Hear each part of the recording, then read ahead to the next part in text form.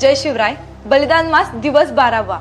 शस्त्रास तहान अमुच्या अरिशोणितांची शमणार प्राशुनी कुळी रणिमलेच्छतेची खडगात नित्य वसते तुळजा भवानी हे दिव्य सत्य कथिले शिवभूपतींनी.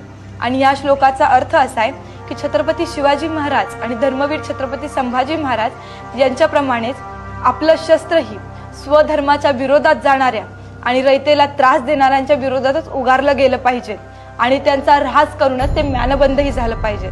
छत्रपती शिवाजी महाराजांची शिकवण होती की शस्त्रामध्ये महिषासूर मर्दिनी आई श्री तुळजाभवानी वास करते व हीच उपमा महाराज मावळ्यांना द्यायचे, त्यांच्या मनात श्रद्धा जागवायचे आणि शत्रूचा ऱ्हास व्हायचा.